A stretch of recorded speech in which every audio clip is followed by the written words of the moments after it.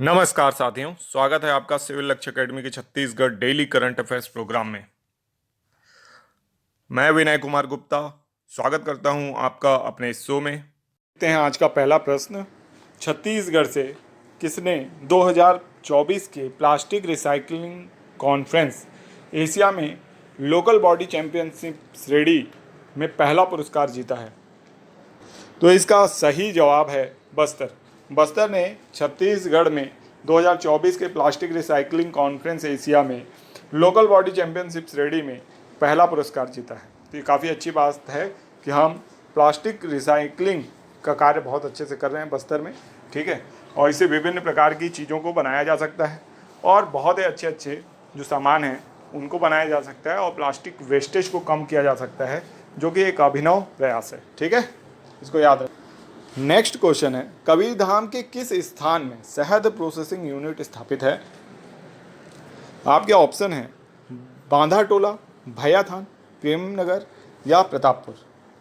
तो इसका सही जवाब है बांधाटोला, ठीक है। तो बांधाटोला को छोड़ के बाकी तीन स्थान एक्चुअल में कबीरधाम में है ही नहीं, ये सब सूरजपुर जिले के पार्ट हैं। तो इस तरीके से आप अगर छत्तीसगढ़ की थोड़ी जानकारी रखते हैं तो अच्छे जो सवाल होते हैं जो थोड़ी डिफ़िकल्ट हो सकते हैं वो भी आप आसानी से उसका जवाब दे सकते हैं, ठीक है। तो कॉमन सेंस का भी प्रयोग हम लोगों को करना पड़ता है एग्ज़ाम में, उससे हमारा स्कोर और अच्छा हो जाता है, ठीक है। कई बार बहुत कठिन क्वेश्चन और पढ़े हुए जो क्वेश्चन नहीं रहते हैं वो भी हमसे बन जाते हैं कॉमन सेंस के जरिए, ठीक है। तो कबीरधाम के किस स्थान में शहद प्रोसेसिंग यूनिट स्थापित है? बांधाटोला। बांधाटोला को इसलिए भी याद रखना है कि इसने एक रिकॉर्ड जैसा बना दिया है कि बहुत सारे जो शहद का ये संग्रहण होता है यहाँ, ठीक है। और एक कह सकते हैं 500 किलो जो शहद 8 घंटे में प्रोसेस हो जाता है यहाँ पे, ठीक है। तो इस तरीके से कबीरधाम जो है शहद प्रोसेसिंग यूनिट जो है यहाँ की शुद्ध शहद प्रदान करने में ये बहुत आगे है, ठीक है। तो इसको याद रखिएगा और इससे क्वेश्चन आपके निकट भविष्य के एग्जाम में आ सकता है। नेक्स्ट क्वेश्चन है, छत्तीसगढ़ में पहली बार हैदराबाद इंदौर की तर्ज में कहाँ वेस्ट फूड से बिजली बनाई जाएगी? तो इसका सही जवाब है डोंगाघाट में, ठीक है। तो डोंगाघाट में पहली बार हैदराबाद इंदौर की तर्ज पर वेस्ट फूड से बिजली बनाने का प्रोग्राम रखा गया है और ये डोंगाघाट को याद रखना है, बस्तर साइड पे ही है ये भी, ठीक है। तो वेस्ट फूड से बिजली बनाने का प्रयास कहाँ किया जाने वाला है? छत्तीसगढ़ में किया जाने वाला है और ये डोंगाघाट में किया जाने वाला है। नेक्स्ट क्वेश्चन है, हाल ही में चर्चा में रहे कोटा बेरा जो शिव मंदिर है वो कहाँ स्थित है? तो आपके ऑप्शन है जसपुर, कोरिया, सुकमा या बस्तर। तो इसका सही जवाब है जसपुर। जसपुर में कोटेबेरा जो शिव मंदिर है वो स्थित है। तो और हाल ही में ये चर्चा में भी रहा, तो इसको याद रखना है, ठीक है, कि कोटाबेरा शिव मंदिर कहाँ स्थित है? तो जसपुर में स्थित है। नेक्स्ट क्वेश्चन है, किस राज्य में नक्सलियों के खिलाफ पुलिस बल के द्वारा ऑपरेशन प्रहार चलाया जा रहा है? आपके ऑप्शन है छत्तीसगढ़, मध्य प्रदेश, महाराष्ट्र, आंध्र प्रदेश। तो इसका सही जवाब है छत्तीसगढ़। तो छत्तीसगढ़ में क्या चलाया जा रहा है? ऑपरेशन प्रहार चलाया जा रहा है। किसके लिए? नक्सलियों के खिलाफ ये ऑपरेशन चलाया जा रहा है, ऑपरेशन प्रहार, ठीक है। इसके तहत जो नक्सली हैं उनके ऊपर जो पुलिस बल है उसके माध्यम से दबाव बनाया जा रहा है ताकि या तो वो आत्मसमर्पण करें या तो हो सकता है कि वो मुठभेड़ में मारे जाएंगे, ठीक है। तो इससे जो घरेलू हिंसा की चिंताएं छत्तीसगढ़ के समक्ष अक्सर आते रहती हैं उसके ऊपर कहीं ना कहीं लगाम लगाने की कोशिश सरकार के द्वारा की जा रही है। नेक्स्ट क्वेश्चन है, खैरपुर में विशाल शैल चित्र मिले हैं, यह किस जिले में स्थित है? आपके ऑप्शन है रायपुर, रायगढ़, बलौदाबाजार या बेमेतरा। इसका सही जवाब देने का प्रयास कीजिए। इसका सही जवाब है रायगढ़। तो रायगढ़ में खैरपुर में विशाल शैल चित्र मिले हैं, है ना। तो इसको याद रखिएगा, ये काफ़ी प्राचीन शैल चित्र हैं। आप जानते हैं रायगढ़ में ही कबरा पहाड़, सिंघनपुर की गुफा, बोतलदा की गुफा, ये सारे स्थल हैं जहाँ पे प्राचीन शैल चित्र, प्राचीन सामग्रियाँ प्राप्त हुई हैं जो प्राग ऐतिहासिक काल से संबंधित हैं, ठीक है। तो इनको भी आपको याद रखना है कि ये बहुत प्राचीन स्थल जो है हमारे कहाँ से मिले हैं? रायगढ़ से मिले हैं। नेक्स्ट क्वेश्चन है, प्रेस स्वतंत्रता सूचकांक 2024 में भारत की रैंक क्या है? तो इसका सही जवाब है 159, है ना। प्रेस स्वतंत्रता सूचकांक में भारत की रैंक 159 है, तो इसको याद रखना है, ठीक है। और ये काफ़ी कमज़ोर रैंकिंग मानी जा सकती है प्रेस स्वतंत्रता सूचकांक में, तो इसको याद रखेंगे। आपको ये भी याद रखना है कि इससे पहले 2023 की जो रैंकिंग थी उसमें 161वां स्थान था भारत का, ठीक है। तो इस तरीके से देखा जाए तो कोई ख़ास सुधार हमारे यहाँ हुआ नहीं है प्रेस स्वतंत्रता को लेकर। तो प्रेस अगर आप देखेंगे तो या तो लेफ्टिस्ट हमको प्रेस दिखती है या तो राइटिस्ट दिखती है ना। स्वतंत्र रूप से कोई भी अपनी बात रखने की हिम्मत वर्तमान दौर पे करता नहीं है, या हिम्मत नहीं करता या करना ही नहीं चाहता, ठीक है। तो ऐसी स्थिति है भारत में। और ये प्रेस स्वतंत्रता सूचकांक जो है ये रिपोर्टर्स विदाउट बॉर्डर्स ये संस्था है, इसके द्वारा निकाली जाती है, इसको भी याद रखिएगा।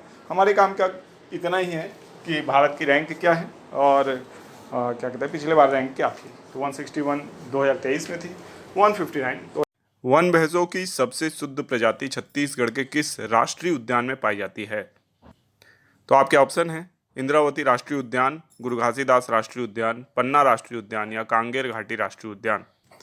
इसका सही जवाब है इंद्रावती राष्ट्रीय उद्यान, जो कि छत्तीसगढ़ का एक प्रमुख राष्ट्रीय उद्यान है। पहला राष्ट्रीय उद्यान है 1978 में गठित हुआ था। यहाँ वन भैंसों की सबसे शुद्ध प्रजाति पाई जाती है। यह क्वेश्चन अक्सर एग्जामों में पूछा जा सकता है। कुटरू वन, जो कि वन भैंसों का घर कहलाता है, वो भी इंद्रावती राष्ट्रीय उद्यान में स्थित है। जबकि गुरु घासीदास राष्ट्रीय उद्यान, आपको इसके बारे में जानते हैं, 1441 वर्ग किलोमीटर के साथ राज्य का सबसे बड़ा राष्ट्रीय उद्यान है। वर्तमान में इसे टाइगर रिजर्व या टाइगर प्रोजेक्ट टाइगर में शामिल करने का जो कार्य है वो चल रहा है।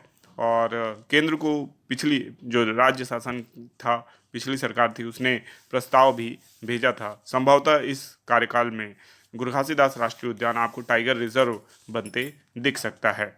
जबकि तीसरा राष्ट्रीय उद्यान राज्य का कांगेर घाटी राष्ट्रीय उद्यान है, जो कि सबसे छोटा राष्ट्रीय उद्यान है। लगभग 200 वर्ग किलोमीटर के क्षेत्रफल में फैला हुआ है। रिसस बंदर, उड़न गिलहरी, पहाड़ी मैना जैसे प्रमुख जीव कांगेर घाटी राष्ट्रीय उद्यान में पाए जाते हैं। कुटुब मसर की गुफा भी इसी राष्ट्रीय उद्यान में स्थित है।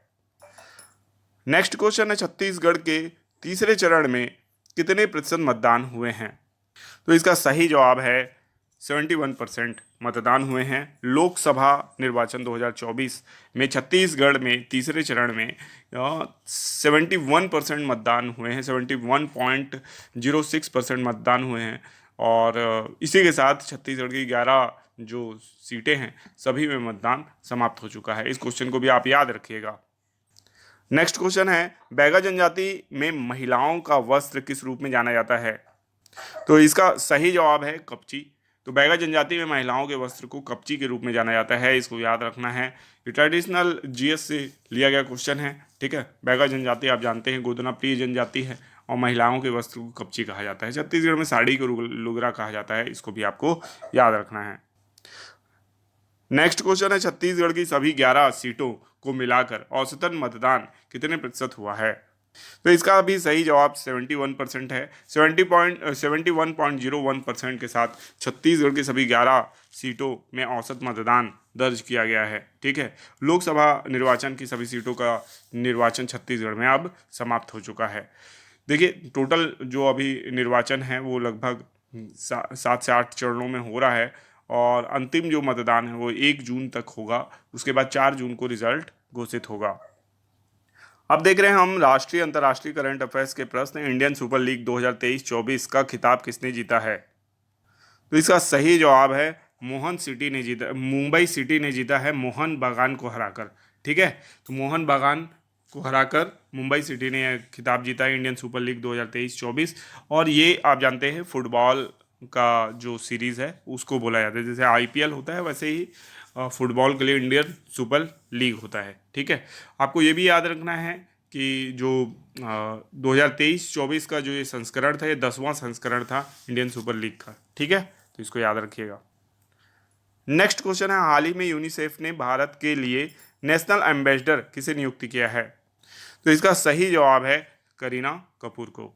तो हाल ही में यूनिसेफ ने भारत के लिए नेशनल एम्बेसडर करीना कपूर को नियुक्त किया है। यूनिसेफ आप जानते हैं कि ये बच्चों के लिए कार्य करने वाली संस्था है, उनके एजुकेशन, उनके प्रगति से संबंधित कार्य करने वाली संस्था है, जिसके लिए करीना कपूर को चुना गया है। ये इसकी ब्रांडिंग करेंगी।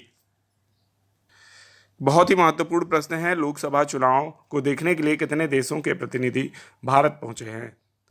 तो इसका सही जवाब है 23 देशों के प्रतिनिधि भारत पहुंचे हैं। तो लोकसभा निर्वाचन 2024 को देखने के लिए 23 देशों के जो प्रतिनिधि भारत पहुंचे हैं। आप जानते हैं कि भारत विश्व का सबसे बड़ा लोकतंत्र है, सर्वाधिक पॉपुलेशन, सर्वाधिक जनसंख्या वाला देश होने के साथ साथ सबसे बड़ा लोकतंत्र भी भारत है। और भारत में जिस तरीके से प्रत्यक्ष निर्वाचन होता है लोकसभा के लिए, वह अभूतपूर्व है। किसी भी दूसरे देश में इतना बड़ा निर्वाचन नहीं होता। 543 सीटों के लिए निर्वाचन देखने जो है 23 देशों के प्रतिनिधि भारत।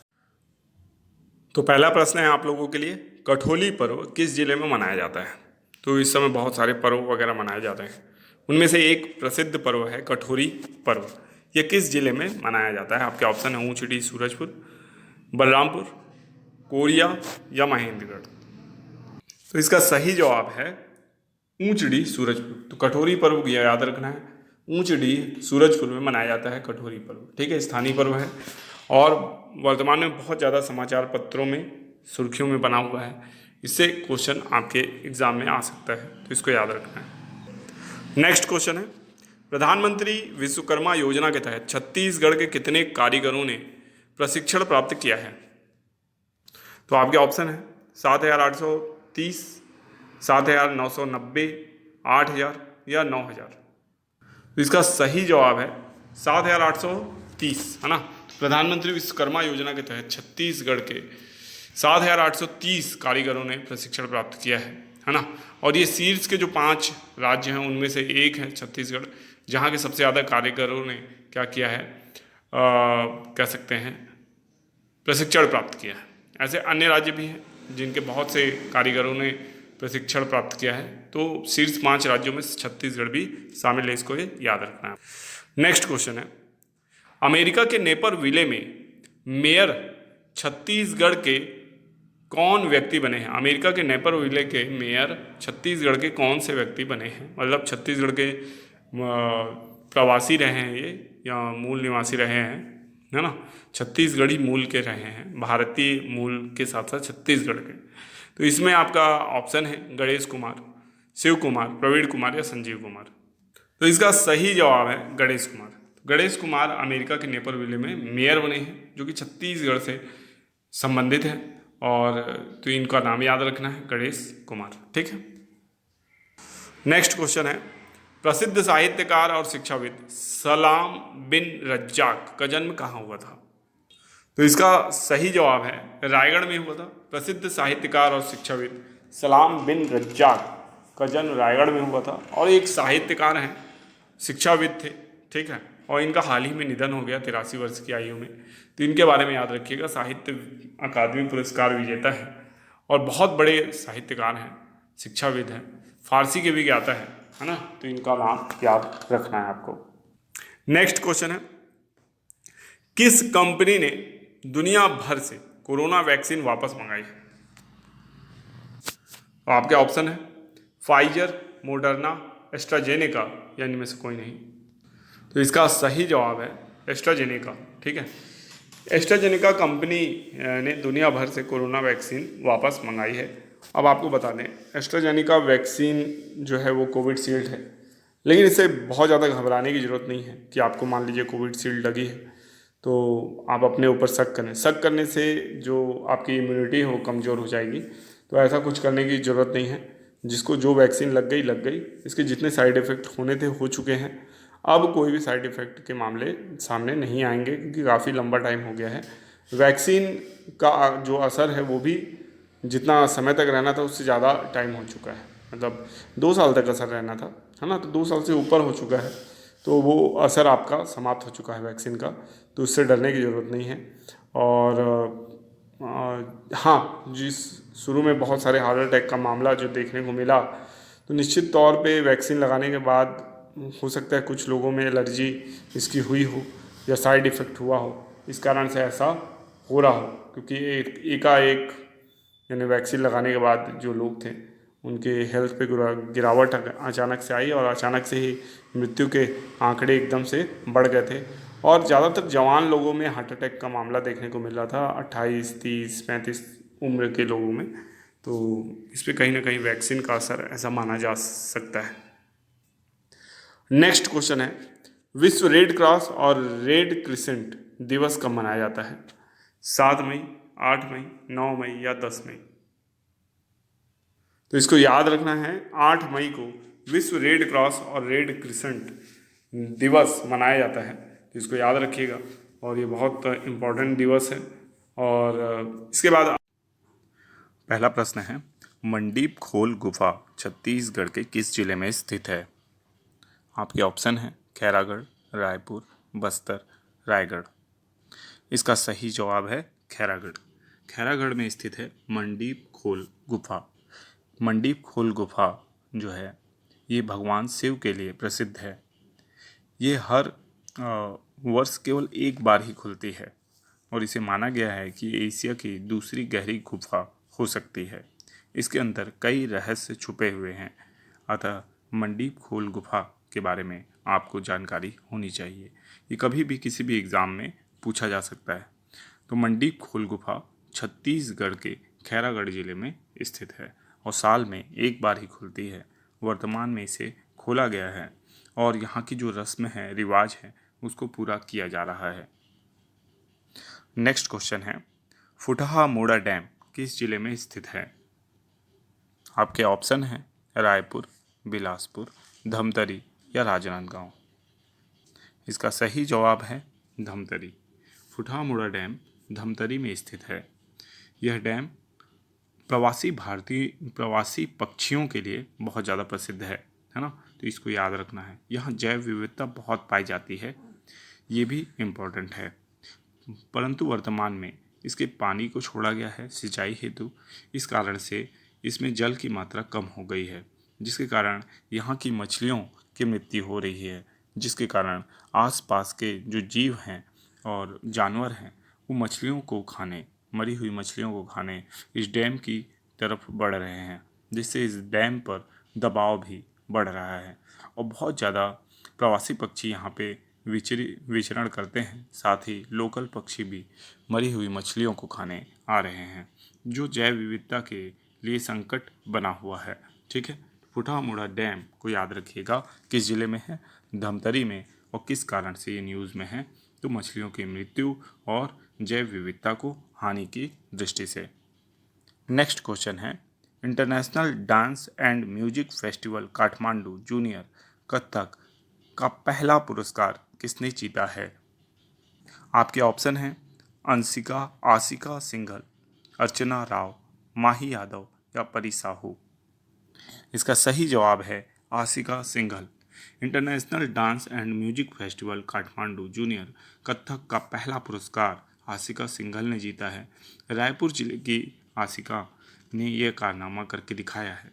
यह नेपाल में आयोजित हुआ था और नेपाल में जाकर इस प्रतियोगिता में हिस्सा लेकर आशिका सिंघल ने यह पुरस्कार जीतकर अपने परिवार और राज्य का नाम रोशन किया है। अब हम देखने वाले हैं राष्ट्रीय अंतर्राष्ट्रीय करंट अफेयर्स के प्रश्न। आपका प्रश्न है, नीरज चोपड़ा ने दोहा डायमंड लीग में कौन सा मेडल हाल ही में जीता है?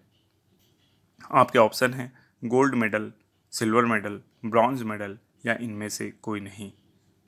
इसका सही जवाब है सिल्वर मेडल। इस वर्ष नीरज चोपड़ा को दोहा डायमंड लीग में सिल्वर मेडल से संतोष करना पड़ा, जबकि पिछले वर्ष यानी 2023 में गोल्ड मेडल उन्होंने अपने नाम किया था। तो याद रखिएगा, नीरज चोपड़ा ने इस वर्ष दोहा डायमंड लीग में सिल्वर मेडल हासिल किया है। नेक्स्ट क्वेश्चन है, हाल ही में किस देश की संसद को भंग कर दिया गया है? आपके ऑप्शन हैं सऊदी अरब, कुवैत, ईरान, इराक। इसका सही जवाब है कुवैत। कुवैत हाल ही में कुवैत की संसद को भंग कर दिया गया है। ठीक है, तो इसको याद रखिएगा।